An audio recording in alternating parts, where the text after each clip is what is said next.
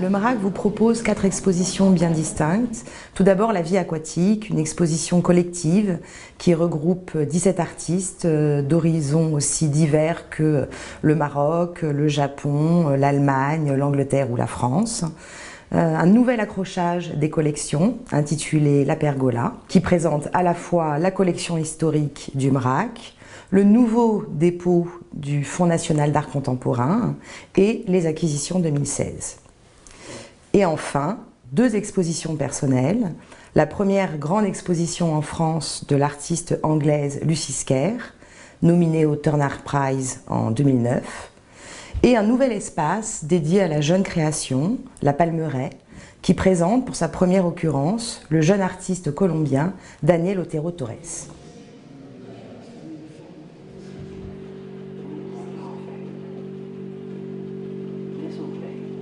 Le parcours débute avec la vie aquatique, qui explore les liens ambigus et ambivalents que nous entretenons avec la mer. La mer a toujours été un sujet pour les artistes depuis des siècles. On peut évidemment penser aux marines et aux très belles peintures de Turner.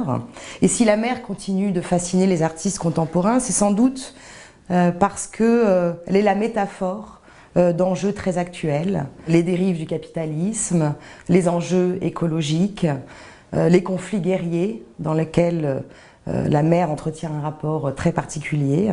Et c'est donc tous ces rapports ambivalents qui sont exploités dans cette exposition. Derrière son titre volontairement séduisant et qui provient d'un film américain de Wes Anderson, La vie aquatique explore tous ces paradoxes. La mer, à la fois d'une beauté formelle évidente qui nous invite à la méditation et à la contemplation, et en même temps qui nous permet d'établir une analogie entre 2 écosystèmes, celui de l'homme et de son économie, et de cette vaste étendue d'eau, notre 7e continent.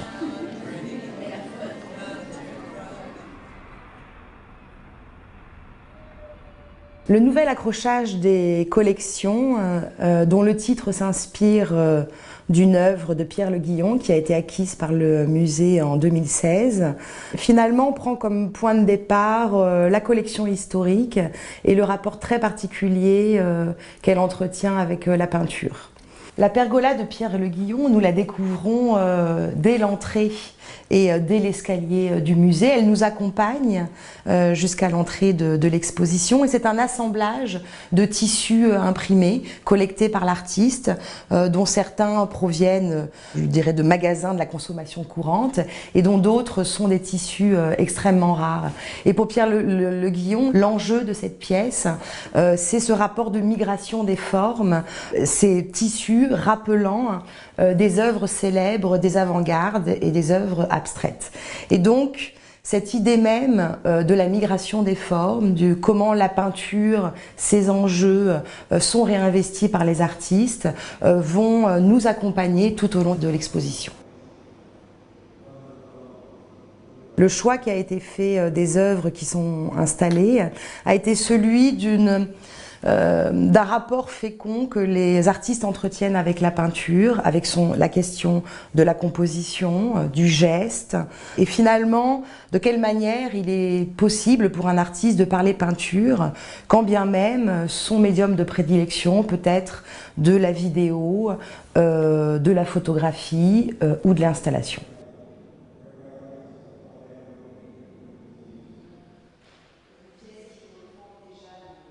Le travail de Lucy Skerr, il se déploie au sein d'installations multiformes où la sculpture et le dessin revêtent une importance toute particulière.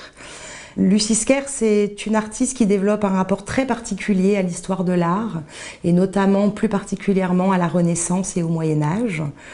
C'est quelqu'un qui opère par métamorphose des matériaux, transformation. C'est quelqu'un qui finalement porte un regard renouvelé sur le passé, qui essaye d'opérer des transcriptions entre notre histoire, l'histoire autobiographique, l'histoire de l'art et notre réalité la plus actuelle. Elle travaille avec énormément d'artisans. Et donc vous verrez chez elle, tout au long de l'exposition, une attention très particulière portée au travail sur le bois, au travail sur la céramique.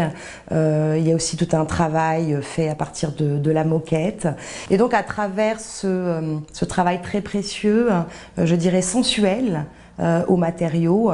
Je crois que le grand enjeu de son travail, il est autour de la question de la mémoire. Comment finalement conserver cette mémoire, comment elle s'efface au fur et à mesure, et comment en même temps, tels des fantômes qui viennent peupler notre réalité, ils ont toujours une présence émotionnelle très forte dans notre quotidien.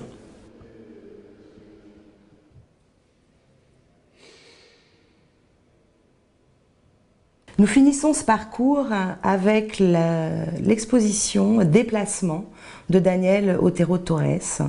Et Déplacement, finalement, cette invitation au déplacement est au cœur de sa pratique. Déplacement d'abord d'une culture à une autre. L'artiste est un Colombien qui est installé en France depuis quelques années.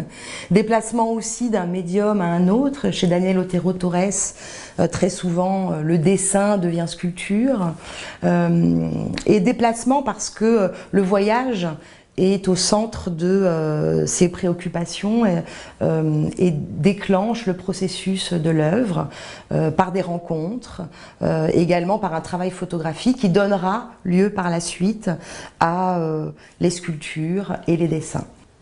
Quand on rentre dans cet espace, on est frappé par un échafaudage, et au centre, l'artiste a installé et produit une maquette d'une maison abandonnée qu'il a rencontrée à Bogota. À partir de cette pièce et toute l'évocation de finalement ces villes tentaculaires qui se développent et des réalités économiques et sociales qui sont révélées à partir de ces villes et de ces bidonvilles dans nos mégalopoles actuelles.